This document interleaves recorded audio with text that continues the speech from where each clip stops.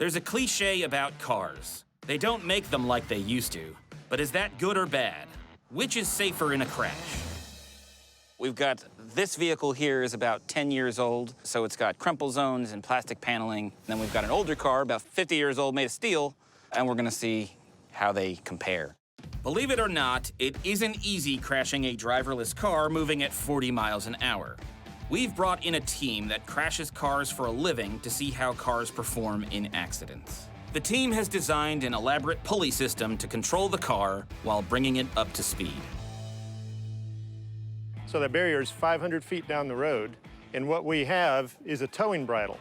It connects to the outside of each wheel. From there, they attach a long steel cable to the bridle on one end and to the bumper of a pickup truck on the other end. The pickup truck tows the other car into the barrier. And then for safety, I have a radio-controlled brake system where if anything goes wrong and I need to abort the test, I can lock up all 4 brakes in the vehicle and bring it to a stop. Okay, so we've put all of these shock watches on Sebastian's body, and we're using them to see if he would have actually survived this crash. So we've got some 50G shock watches on his forehead, a 25G on his cheek, a 25G here, and a 50G here. And in the event of a crash, you would have some injuries at 25Gs. There's no way that you're surviving 50Gs. So what do you think, Holly? Well, I think the newer car is going to do a much better job of protecting Sebastian. The car itself isn't going to fare too well, but Sebastian should be protected. I'm not super hopeful for Sebastian here. Yeah, he's been through an awful lot, and I don't think this is going to be any easier. All right, here we go. Oh, goodness. Here yeah, it comes. That's going pretty fast. Ooh. Oh, goodness. Is it true that they don't build them like they used to? In a crash, is it better to be driving an old car or a modern one? We're about to see what happens when a modern car slams into a concrete barrier at 40 miles an hour.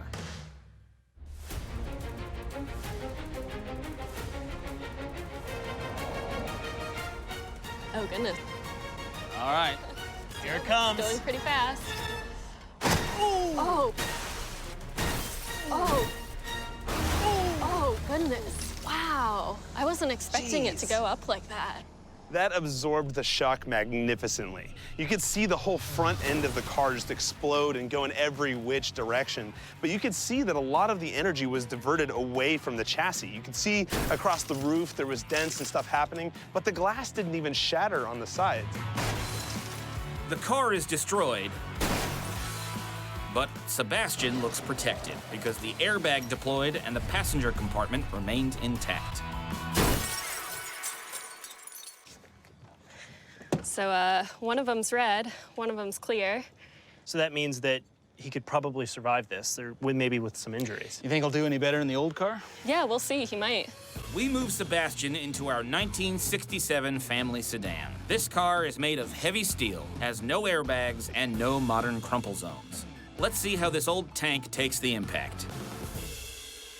We've recruited a few car racing enthusiasts to watch. So now we've got our 1967 sedan. And we think the old car itself is going to do better than the new car itself?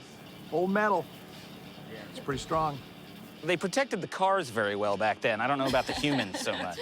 Yeah, that older car's not gonna be forgiving. All right, you all ready? Yeah. All right. While Nick sets up the next crash,